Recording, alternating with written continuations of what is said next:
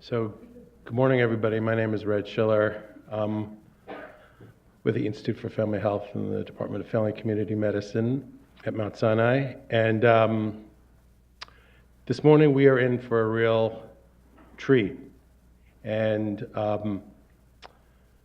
the story of how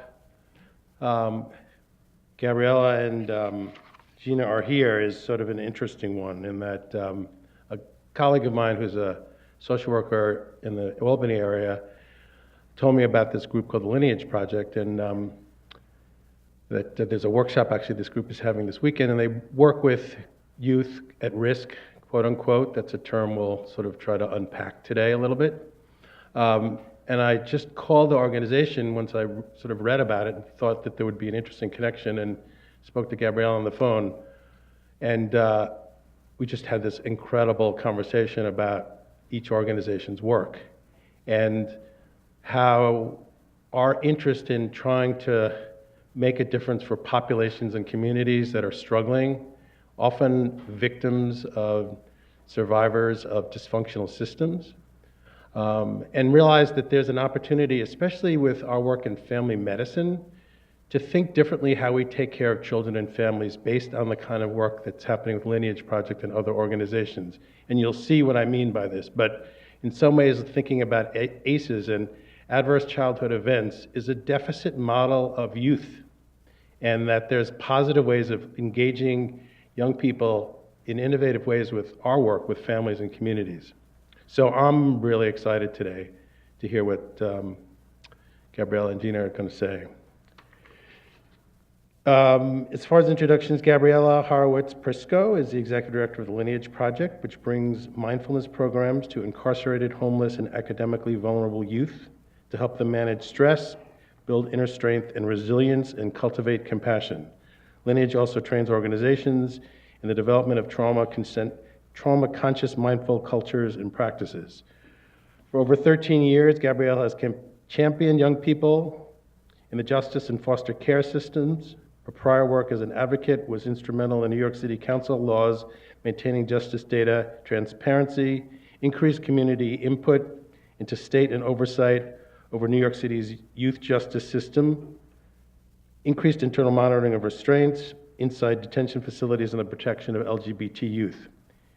Previously, she served as Director of Juvenile Justice Project at the Correctional Associations in New York and was a legal aid attorney for children in childhood abuse and neglect in juvenile delinquency cases. She was also the William J. Brennan Fellow at the ACLU and the Derek Bill Fellow at NYU Law. And just as another aside, I was drawn to one of Gabriella's TED Talks, and just hearing her background of dealing with youth and how, again, it gives us a really interesting opportunity to think about the change in our work. Gina De La Chesnay is a teacher of Lineage Project. The Lineage Project teaches mindfulness practices to young people, navigating the incarceration and homelessness and school suspension and academic challenges. She is also a core faculty member of Second Response, which tends to the emotional and psychological needs of people exposed to trauma, providing body-centered methods to relieve harmful effects of stress, distress, trauma.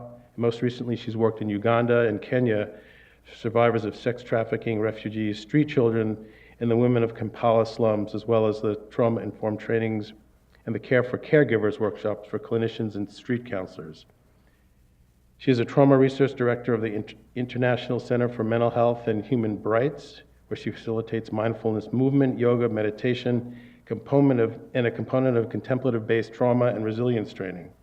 She's also alumni of the 2017 Harvard Global Mental Health Trauma and Recovery Certificate Program, and offers contemplative care and trauma awareness classes to the Columbia School of Social Work, NYU, Baruch College, as a visiting lecturer, and probably in our organization as well. So, welcome. Thank you.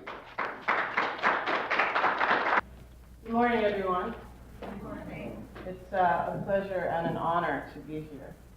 And thank you, Doctor, very much. Last week I was in Italy working with the Harvard Global Mental Health Program, and it was such a beautiful experience to look around the room at my cohort and to recognize and to feel the depth of heart within each person. Each person there was dedicated to the relieving of suffering of others. That's an extraordinary thing. And everybody in this room is on that path as well. So I'll ask you just to take a moment and maybe look around and see each other.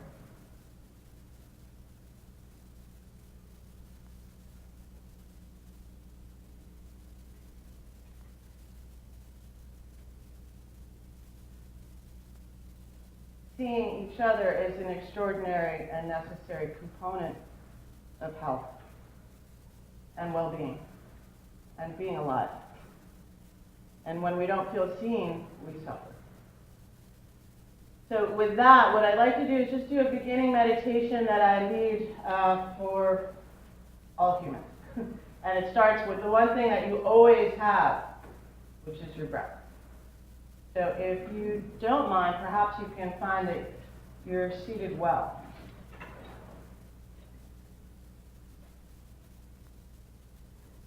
And as with any meditation, you can do this with your eyes open or closed, however you feel comfortable. Okay? So let's just take a deep inhalation. And hold it gently. And then exhale slowly.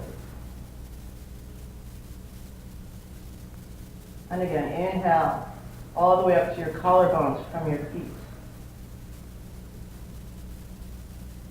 Hold it gently. And again, exhale slowly. And again, inhale. Hold it gently. And exhale slowly. If I could take that a little bit deeper, I'm going to ask you to considering inhaling and filling the boundaries of your body. And then send the exhalation to the corners of the room.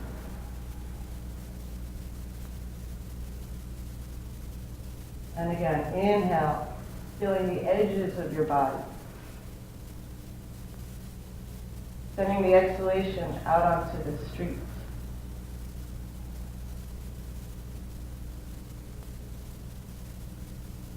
And one more time, inhale. And send your exhalation to join the wind on the rivers.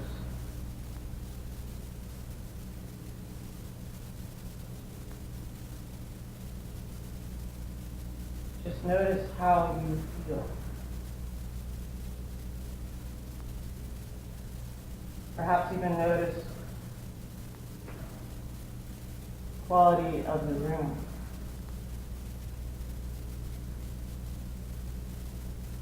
Perhaps even remind yourself that every inhalation you're taking all the time is the exhalation of all of the plants and the trees on the planet. We are infinitely connected with life.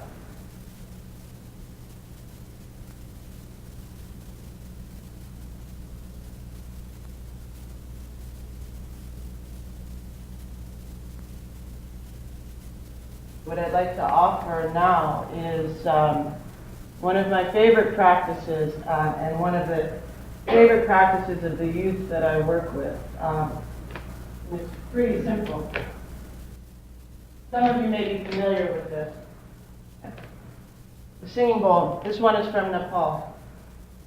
One of my favorite places. I'm going to strike the bowl, and all you have to do is listen. When you no longer hear the sound, just raise your hand. And I'll do it 3 times, each time individually. Okay? Ready? When you no longer hear the sound, just raise your hand.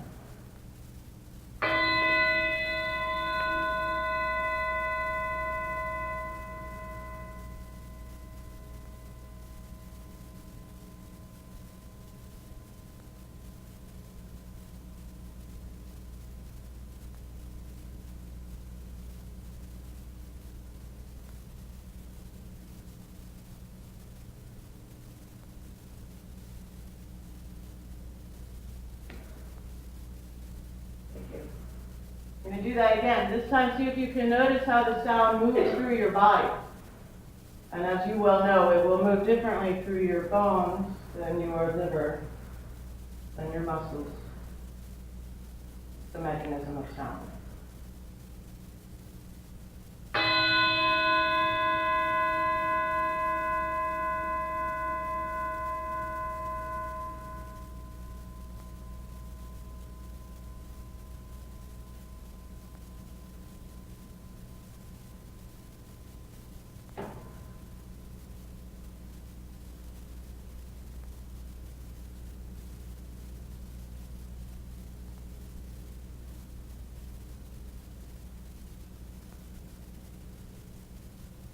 Okay, one last time. And perhaps you can notice all of those things, and now also the difference between what you hear from your right eardrum and your left.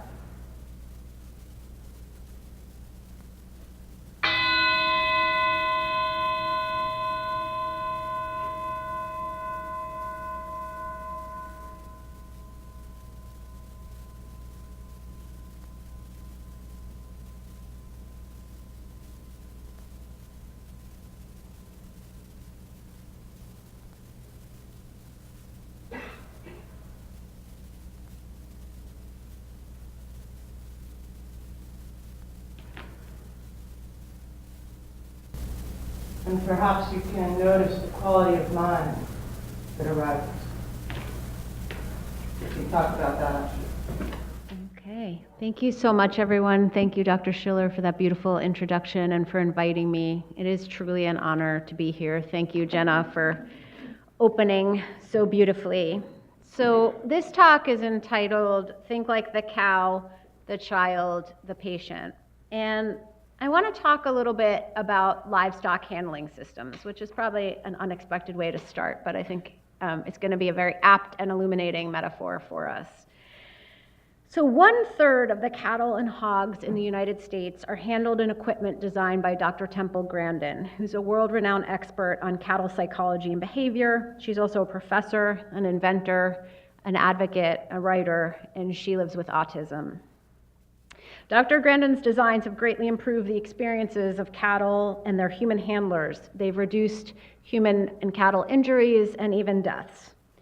The fundamental thing that Dr. Grandin did differently than every person who came before her is she thought like a cow. She began by imagining and understanding the experience of the animals that were going through the system that she was working on. She thought about what they saw, what they felt, what they experienced, what it feels like to have hooves, what it feels like to have the kind of vision that cows have, and she designed around that. Today, I'm going to talk about what I've learned from her and her work and what that's taught me about systems change and how that propels me in my work at the Lineage Project and the work that I've done in the youth justice and foster care systems. And I'm going to make some comparisons to what I understand of the medical system. I'm not a doctor or a medical practitioner. I have spent a lot of time caring for loved ones and helping loved ones die in the context of the medical system, so I have the experience of being a caregiver, but I don't have your expertise. And I hope, especially in the discussion, that this really can be a discussion, and I'm interested to hear how some of these thoughts resonate or don't with you. I want to say overarchingly that I'm not comparing people in the medical system or the justice system to cattle, nor am I suggesting that we have better livestock handling systems, which are ultimately really about killing animals. But as I mentioned, I have found this deep work really illuminating, which is what does it mean to design a system around the people who use it, both the clients and also the staff. The doctors, the nurses, the youth justice workers, the caseworkers, the social workers, the people who are facilitating the system, as well as those who are inside of the system. I want to explore 3 questions. The framework for this talk is there's going to be 3 overarching questions. I'm going to talk about each of them a little bit. I'm also then going to talk a little bit specifically about Lineage Project and what we do, and then we're going to have Q&A, and then Jenna's going to close us out right before we leave with another body-based practice so you can go into your practices, hopefully with some of that energy. So the first question is, what do the youth justice and medical systems have in common? So both systems have the stated goal of helping rehabilitate people, to try to make them better in some way. The design and operation of both systems are often at odds with this goal. So I'm going to talk a little bit and show some photos now of the youth justice system. And here, these photographs are taken by Richard Ross, who's a photographer who has spent time working and photographing inside juvenile detention centers around New York City, and I'm sorry, around the nation. And let's see if I can, I'm not super tech savvy. I'm doing the button down and nothing's happening. So this is always the part you can't prepare for. You prepare for a long time, and then it's always the computer that messes you up. So Autumn's going to help out, and I'm going to riff for a minute. And yeah, so what do I? Side to side. Side to side, not down. All right. So here's where I practice my mindfulness, and I try not to get thrown by the fact that I couldn't move a button. Thank you, Autumn. So these are some photos of young people in the justice systems across New York City. Those are restraint chairs and boards. I'm just going to let you take those in for a minute.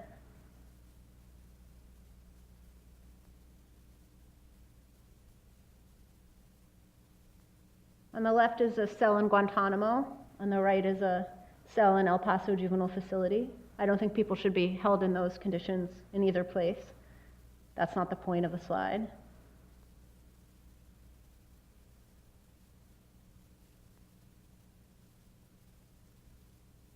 So, I'm not saying that hospitals or the medical system is identical. However, I think there are really strong parallels about how the architecture, including the lighting, the beds, the setup, particularly of hospitals and prisons, have things in common, or can be dehumanizing and institutional. How people going through these systems often feel dehumanized and powerless in really small and basic ways. So like something I think about, I shared with you that I've been a caregiver and spent a lot of time in hospitals in that setting, and a couple of things stood out for me. One is like, why is it always so hard to get a blanket in a hospital? I mean, you guys probably have, like, maybe you have reasons, and maybe it has to do with like laundry capacity or like, I don't know, but why are people in emergency rooms and in hospital rooms freezing? And how is that good for a body that is trying to heal? I also remember when my mom was hospitalized with a terminal illness, she talked about this experience that really deeply impacted her. She was having a medical test, and an attendant came to take her to the test, and they didn't introduce themselves or say hello or even say where they were going. This attendant just came up behind her stretcher and started wheeling her away.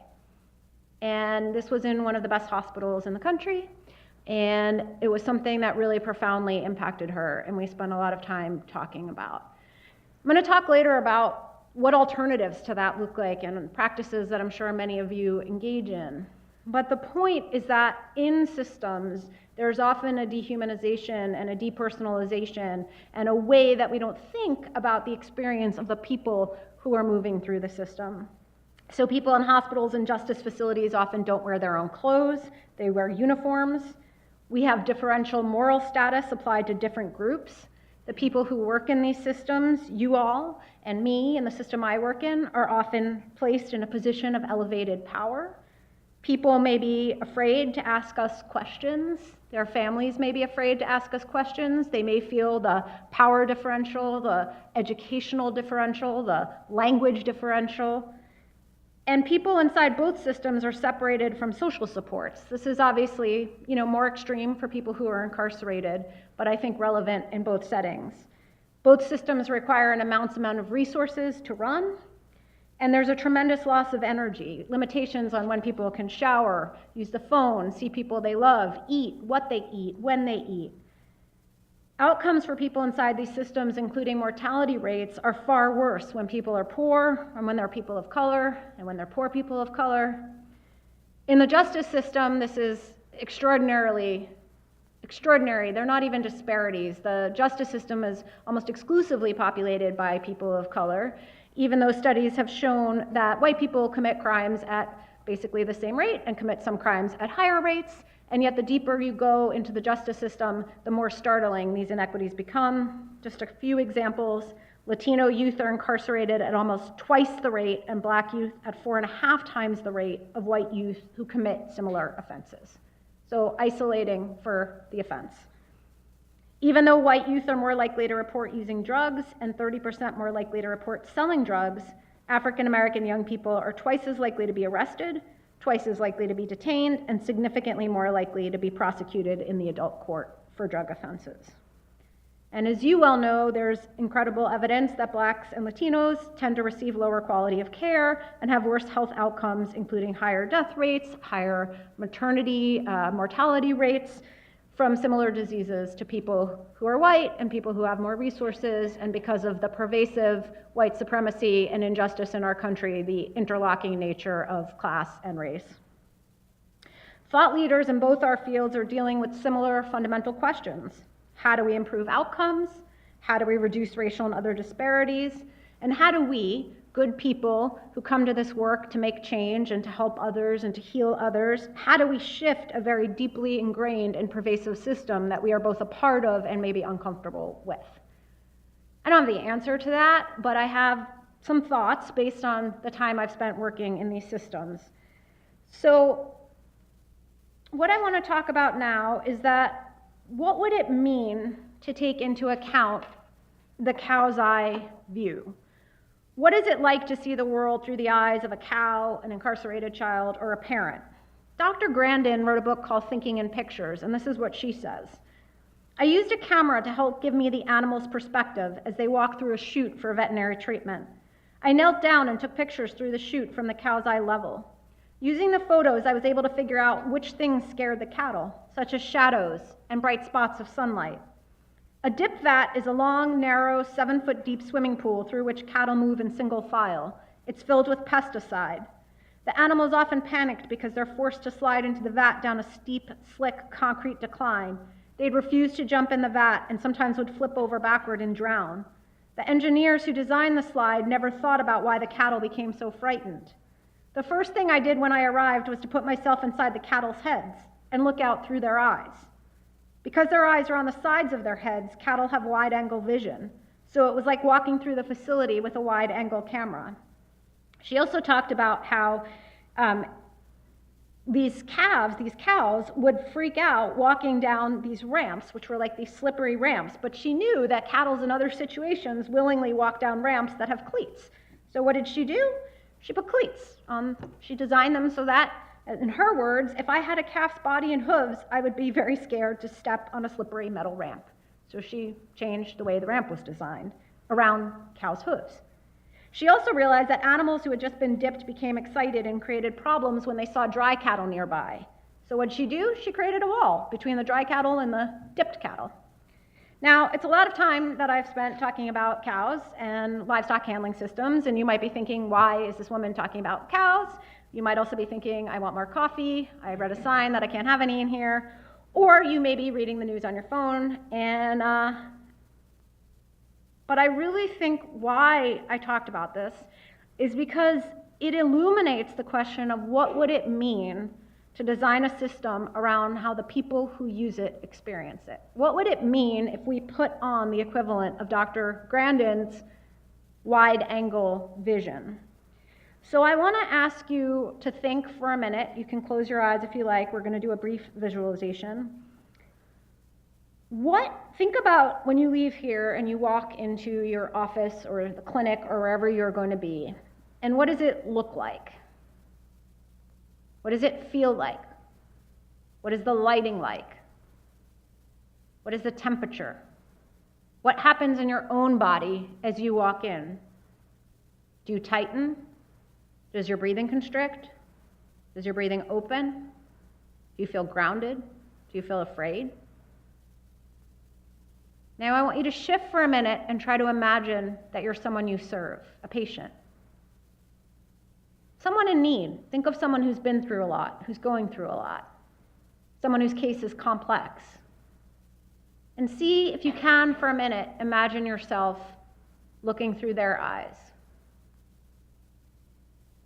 What is the sound like? What is the temperature like?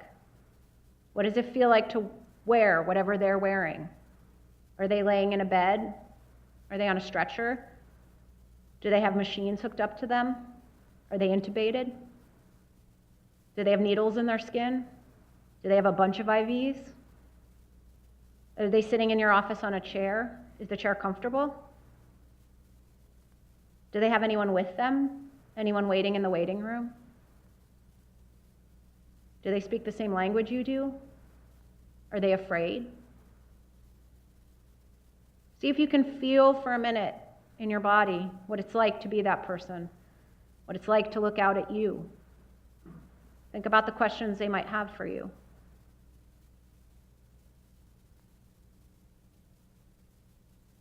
Imagine having something very wrong, maybe even life-threateningly wrong with you, and not know if you'll be okay, if you'll survive. And then I want you to think about how to build a system that's fundamentally humane and compassionate for those patients and for you, the person who has to navigate the system as a worker, as a caregiver, as someone who gets up really early. I mean, I have to say, this was hard for me. I got here not that long before this started. We don't start in my world at 8:30 a.m., right? You guys don't sleep a lot. You work doubles. Many of you are exhausted. You work late. You're making life or death decisions. It's a lot. It's a lot. You have chosen a very difficult and profound and an important profession. As Jenna said, your hearts are big. You're in family medicine because you have big hearts and because you want to help people. That is deep. It's important. The world needs you. And we also need you to be well. Your patients can't be well if you're not well. So what would it look like to have a system that is designed around your patients and around your needs? What would it look like if we built a system that truly took into account the experiences of those being treated, particularly as they relate to trauma? The interconnectedness of clients and staff and all beings, the world outside of the hospital doors, the social systems, the conditions of our society, and what's happening inside of our doors. And what would it look like if the system took into account the wisdom and lessons of the body, the mind, and the heart? All three of them, interconnected, a biofeedback loop. I recently had the very good fortune to visit the Mount Sinai Adolescent Health Center. A group of youth justice practitioners were brought there by a funder to see. And I have to say, I knew I was giving this talk, and I already had the whole thing planned. And I was totally blown away by how beautifully the Adolescent Center at Mount Sinai is designed and how it's doing exactly what I was planning to come tell you all should do. And I talked to the medical director after, and I was like, listen, this is amazing. I've actually never seen anything like this, but personally I'm a little nervous because I had this talk written, and I'm going to sound like an idiot because you guys are already doing this. And she assured me that there was still value in what I was going to say. But I was really blown away, and I want to talk about some of the things that I saw at the Mount Sinai Adolescent Health Center. And if you work there, amazing job. If you've never been there, I really hope that you take the time to go. It's phenomenal. We're a bunch of advocates and lawyers and social workers in the room who are all used to a totally problematic system. And every time one of us asked a question, we got the answer we were expecting. And you could see the room kind of being like, what? Because we're not used to visiting systems and feeling like what's being done is sort of what we think is healing or helpful. So just a few examples, and there's many, and I'm not the expert. I went on a 1-hour visit, so you should speak to your colleagues and learn more yourselves. But just an example, we talked about how young people, adolescents, often struggle with making appointments and keeping appointments, right? If you've ever treated an adolescent, you know this. If you have an adolescent, and if frankly you've been an adolescent, which we all have, you know this. Adolescents have a hard time showing up on time for appointments. It's pretty common, right? So what do? Well, you can make an appointment or you cannot make an appointment. There's walk-in and there's appointments. Some young people like to make appointments. Some young people do show up for appointments. Some young people prefer them, so they have both options. They also have the option of scheduling appointments in a window of time, 4 to 6 p.m., not just 4:15, and if you're not here by 4:20, you have to come back in 3 months, right? The offices and the facilities have low lighting. I saw essential oils for aromatherapy. There was beautiful art. There was affirming words. There was a place to get eyeglasses in partnership with a major chain, like something like Cohen Optical, I don't know if that's the one it was, but where young people could like get their glasses at Mount Sinai, but then if they need an adjustment, they could like go on 14th Street. And they don't have to come all the way back up to the Upper East Side to get their eyeglasses fixed. They're in a partnership with a local business that's everywhere and accessible and near where young people are. There was a model of care in which young people were centered. They also are gaining the experience of navigating their own medical care. So I was talking to one of the doctors afterwards, and she said, you know what is really amazing for us is when young people learn how to participate in their own care. And so she talked about having the experience of a patient, a former patient, calling them in their 20s, you know, calling the doctor and saying like, you know, I went to like such and such hospital or such and such doctor, and like, they didn't do it the way you did it, and they didn't like do this thing. And so I asked, like, can I have my blood pressure taken, or whatever the thing was that the young person had learned through their treatment at Mount Sinai Adolescent Health Center was an important part of monitoring their own health. And the doctor talked about that being an incredible outcome for this system, right? Not just are we helping this young person get their eyeglasses checked, but we're not gonna be their doctor indefinitely.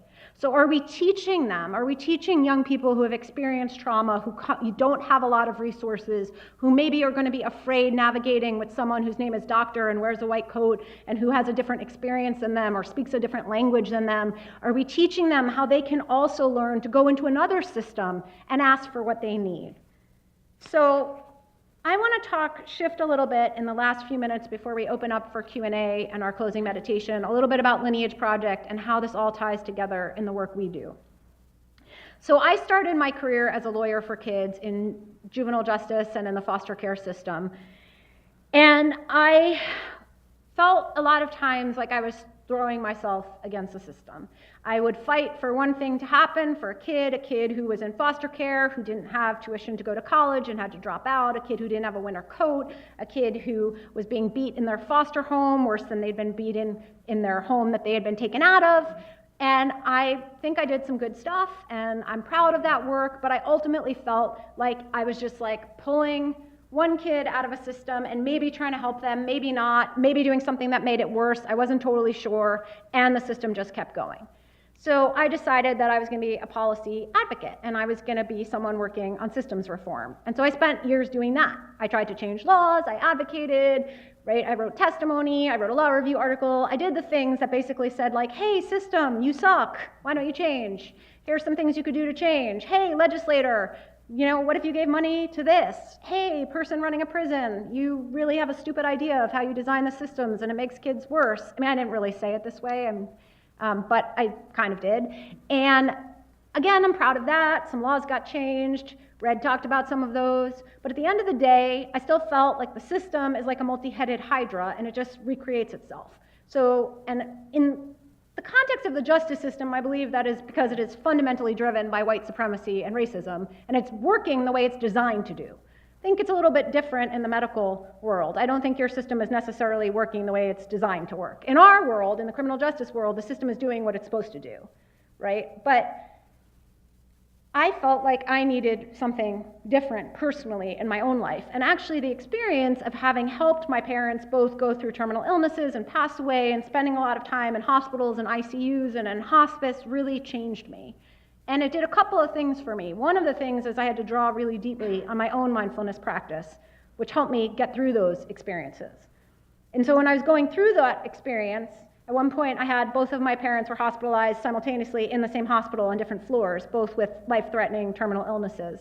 And the way that I was able to show up and be an advocate and love them was by staying on the cushion, even when my heart was like split open. And because I could do that, I could walk into that room. And so that changed me. And it made me think about how could I take these practices and sort of help be part of them in the world. But the other thing it made me do is think about how do we change systems from this perspective. How do we take love and compassion and interconnectedness and all the people that I encountered? There were doctors in that experience and nurses who were unbelievable. The doctor who showed up at like 4 o'clock in the morning because my dad needed some complex medical procedure and like he was the one who knew how to do it, right? There were people who were unbelievable, just like there's people in the justice system who are unbelievable. And how do we take the power of our hearts and our breath and our wisdom and move towards system change? So Lineage Project brings, oh, here's a good time I brought a visual aid. This is just some photographs of our work and some of our classes. And we bring trauma-conscious, culturally competent mindfulness programs to young people who are navigating incarceration, academic challenges, homelessness, and school suspension. Something's happening with my visual aid. Thank you. Amazing, thank you. This is why we need to have a team. So we teach resilience, building tools to manage stress, and we also train professionals to bring mindfulness into their work, both to sustain themselves as individuals, as staff, and to improve the climate. So our classes are generally 1 hour. They have 3 components: yoga, tai chi, some kind of body-based movement, a restorative justice-style group dialogue, which is basically a dialogue in which everyone participates if they want to, facilitated by a teacher like Jenna, with a guiding question like, in what ways do you already practice mental strength? And meditation. And we have a theme that links these 3 sections together. So a theme might be distraction or staying present. And the movement, the breath work, the meditation, and the dialogue is woven together through this theme. We work predominantly with Black and Latino and Latina students who come from neighborhoods that are systematically impacted by multi-generational intertwined effects of structural racism, by socioeconomic inequality, by disinvestment, by poorly maintained housing and infrastructure, under-resourced schools, and incredibly high rates of policing, incarceration, and foster care involvement. These stressors are relentless. They adversely affect our students' physical and mental well-being. They lead to toxic stress, and in many cases, lasting trauma. We believe, and our theory of change is that straightforward, portable, free, secular mindfulness practices can have the following benefits: enhanced coping skills for managing and rebounding from stressors, increased emotional resilience, heightened self-awareness through the attention to the body, to breath, and to thoughts, increased self-regulation skills and impulse control, increased concentration skills, community building, and an enhanced sense of mutuality and interconnection. We've had peer-reviewed research published on our work that shows young people in our program report less impulsivity, report greater calmness, and may have less of a chance of justice reinvolvement. We also work with staff, as I talked about, and we're really increasing this work. And the reason that we're increasing this work, and this is where I'm going to end, is because our teachers have come to us and talked to us about how they feel. We're with the kids. So a teacher like Jenna might say, I'm with these young people 1 hour a week. But the other 23 hours a day, they're locked up. Or the other 7 hours a day, they're in a suspension site with other kids who are in long-term suspension for up to a year. Or they're in a family homeless shelter, right? And the conditions inside these systems, including the people who are working inside these systems, are often not conducive to mindfulness. And often in these systems, the challenges are coming at the staff level more than they're coming from the young people. But we believe that the staff, like all of you, like us, are often very good people with big hearts who are drawn to this work to make change. But what happens inside these systems and with institutionalization, right, is that sometimes the system sort of takes over. And there's a lot there, and I could give a whole other talk, and I have tons of theories on how that happens, and people wiser like me, like Hannah Arendt, have theorized about that, but that's not what we're going to talk about. What we're going to talk about is you, and we're going to end here, which is like, what are the things that you and I and all of us can do to make these systems more compassionate and humane and interconnected? And that's Lineage's theory of change, that we give these tools of mindfulness and awareness and intentionality to young people, but increasingly we're thinking, how do we also give them to the staff who work with young people? And if we do those things together, We are talking about a whole community model where we work with everyone inside a given environment. How can we shift from the inside out? So our theory of change is about working from the inside and out in a ripple effect. So the last thing I want to say before I take questions is that small things done with intention can make a tremendous difference. So I talked to you about some examples that were really difficult, right? Like when my mom had the person come and wheel her away without ever saying where they were going or saying hello or looking at her. But I'm also going to tell you about Dr. Julian Colbert, who was a resident at HUP where my dad was treated. And Dr. Colbert he'd actually been treated many places, including Mount Sinai, but ultimately we were at HUP. And Dr. Colbert was a resident. And I didn't know this at first. He was like pretty new.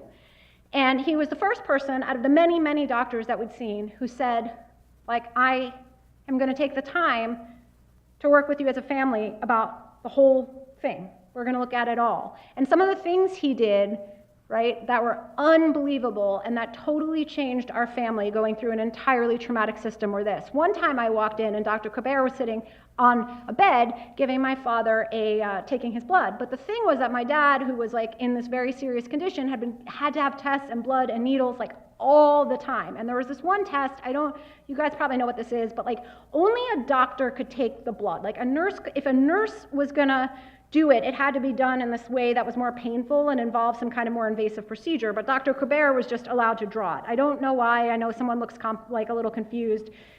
It probably had to do with like a port. I honestly don't remember. But what I know is that Dr. Colbert was like sitting on the bed taking my father's blood. And he said, it's going to take longer, but I can't bear to put another needle in him. Another thing that he did is he brought my dad the New York Times crossword puzzle. Because my dad, who was a brilliant man and who read Proust and had been really diminished through months of hospitalization. And his mind and his way to engage in the world had really changed, and he'd really started seeing himself as what his blood pressure was doing, or what was happening on a monitor. And his world had become very, very, very, very, very, very small from the large world it had been before he walked in. And Dr. Colbert brought him the New York Times crossword puzzle, and we did it. And he didn't just bring it one day, he brought it multiple days.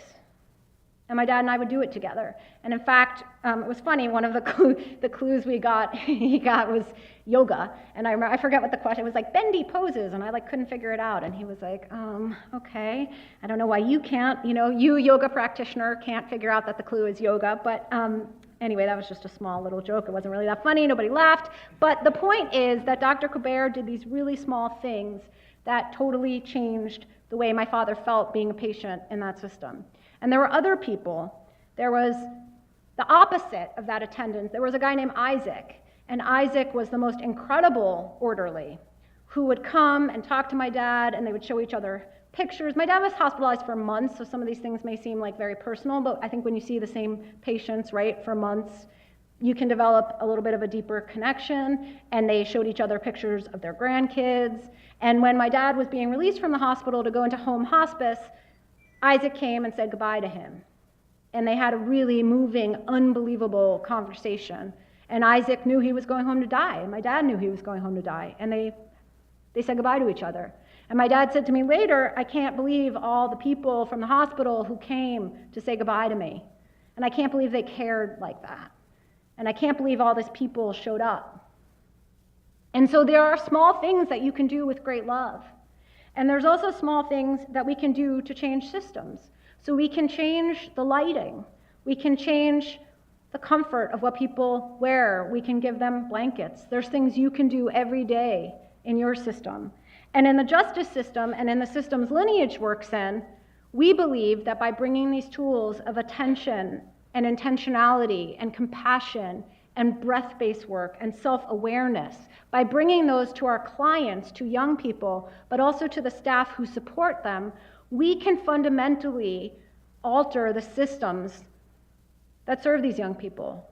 And the way and the reason that will happen is because when we recognize our interconnection, when we design a system around the people who use it, when we are aware, when our eyes are open, when we see each other, as Jenna spoke about, with our full hearts and our full minds and our full bodies, when we design around that as the fundamental principle, we can transform systems.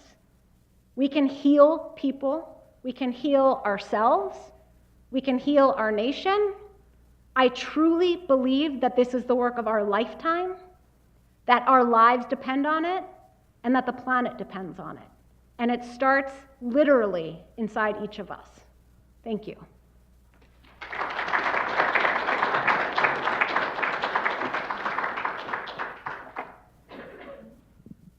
So now we'll do questions. Thank you. I think everything you spoke about really resonates with the healthcare system as well. One thing that I think is so challenging for us, especially in New York, is just the physical spaces that we have to work within. And even like we have this brand new clinic up on 119th Street, and it was built to be really patient-centered. So like we were hoping that patients would go right to the exam room and they'd never have to be in the waiting room. So we built these waiting rooms with these kind of uncomfortable benches, and there's no person in there for the patient to check in with. So what ends up happening in the reality of the system is the patient waits in the waiting room for, maybe even an hour plus, and there's no one for them to ask if they're next in line or whatever. And I think that we end up kind of re-traumatizing them because it's just total feeling of like powerlessness and lack of connection with people. Yeah. So even in this really well-intentioned design, now we're stuck with something where we are inviting people into our space and then I think re-traumatizing them. So I guess what do you suggest when we're kind of working with these physical spaces that are not That's ideal? a fantastic question. And Jenna, do you want to come up also in case there's questions about our work? So thank you for that question. I mean, again, I just really want to say, like, I am not an expert in these systems, and I really want to be careful in not in articulating that I think people are really trying, right? And the system is changing, and the fact that that space was even designed with that intention to be different speaks to that. At the same time, right, some of the things that stand out to me that maybe could have been done differently is, like you said, we didn't expect that people would wait. Like, really? I mean, we didn't expect, we wait. First of all, this is New York City, right? Like, we all wait. We wait at the doctors, we wait on the subway, we wait in traffic on the FDR, right? Like, we wait. So it seems like we should really design with that in mind. I think and there are examples of this. So Memorial Sloan Kettering runs an infusion center in Brooklyn. And the center there is really different from the infusion center in the main branch of Memorial Sloan Kettering. And if you've never been, I really recommend it.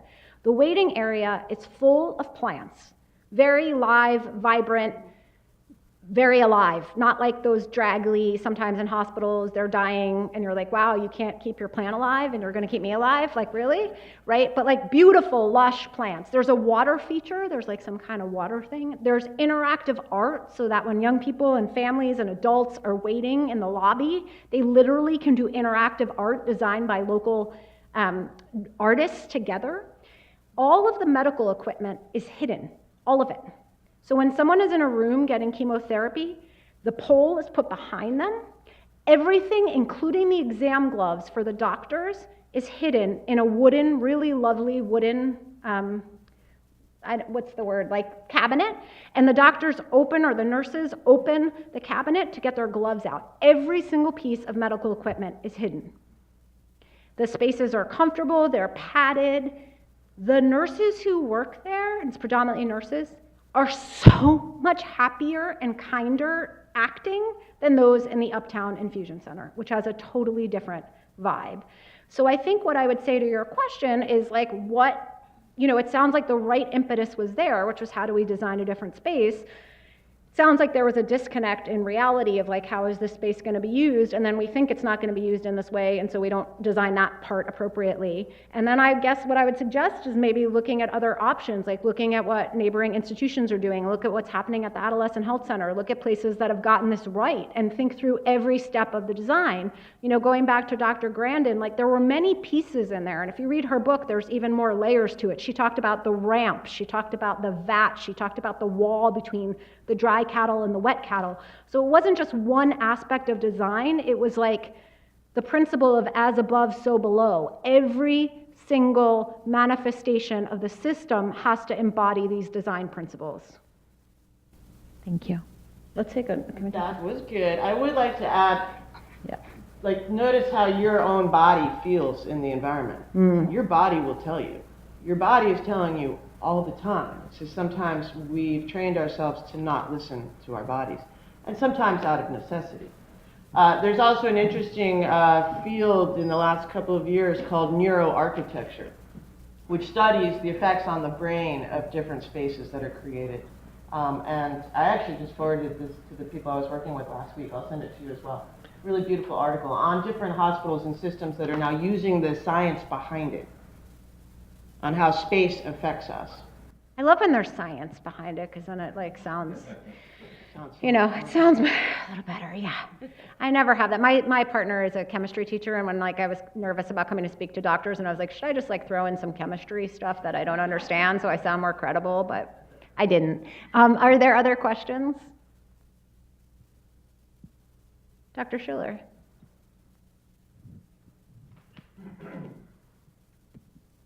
So one of the things that I have gotten from this is this idea of seeing the world from the cow. And just the whole process of the design that Rachel spoke about, we don't consciously think about the people who are accessing our systems from their perspective, from the time that they walk through the door. And what I was struck by is thinking about how adolescents experience this for all the reasons that you described, which is, we do things like people who are receiving psychotherapy show up late and they're turned away. They may have showed up late because they're too depressed to get out of bed. And how is it that that happens? So I think what we can, this is more of a comment than a question, but I'll make it something I can respond to, don't worry. But if your work could help us sort of achieve that level of insight, Yeah. so that, because we get distracted by the adult approach to this because we have to solve an adult problem. Yep. But the fact is that, and this is the canary in the coal mine, when I sort of saw your TED Talk, it's the experience of adolescence is really like the canary in the coal mine. What they're experiencing, their trauma, their inability to be respected, to be patient and understand, because all of us went through that. How do you get everybody from the person who answers the phone to the person at the front desk to be that? Because if you're patient with that person, you'll be patient with the middle-aged person who wants a dermatology referral and needs to be out in 5 minutes. Yep. And so it's really helping us achieve that. Some of it is through the reflective work, but I'm sort of curious about your work in the justice system. Yep. That might be helpful for those of us who are struggling in the healthcare system. Yeah, I'm so glad that you brought that up and I actually promised you that I was going to talk about that, and I did have a whole other section last night on canaries, and then I was like, canaries, cows, you can't do this all in like 25 minutes, something's got to go, and this is what went. So I'm really grateful that you asked that. So what Dr. Schiller was talking about is a metaphor that I sometimes use in my work is the canary in the coal mine. So that miners used to bring a canary, you may know this, into a coal mine because canaries have more sensitive lungs than humans, and when the canary died, it was a signal to the miners that they had to get out of the mine because the air was toxic and they were going to die if they stayed. So that's where the saying comes from. And I believe, and part of the guiding work that I do is based on the idea that children are canaries in a coal mine. So children they have very sensitive systems, they have sensitive central nervous systems. There's a lot, and another time we can talk about co-regulation that young people and adults do together, where they literally share nervous systems, that young people become linked to the nervous systems of the adults around them. Young people manifest what is happening around them. I believe very strongly that when young people are acting out, quote unquote, when they have behavioral issues, when they are quote unquote defiant, what is usually happening is something in their environment is highly toxic. That toxin is usually coming from the adults. It's coming from the system, it's coming from the environment, it's something that we are responsible for. And what we do in this society is we handcuff the canary. We criminalize the canary. We look at the young person who's acting out and we say, why are they that way, right? I wasn't that way, or I was that way, but then I changed, or why those kids are that way. And it's often kids of color, it's often kids with less resources, it's often kids who we look at their behavior, which is actually a normal response to trauma. And if you study neurobiology, and if you study what happens to the brain that's been traumatized, things like dysregulation and impulse control and loss of executive functioning is a biological response to trauma. But we don't think about or design systems from this principle, and that was the other talk that I couldn't fit in, right? But here's what I want to say about that.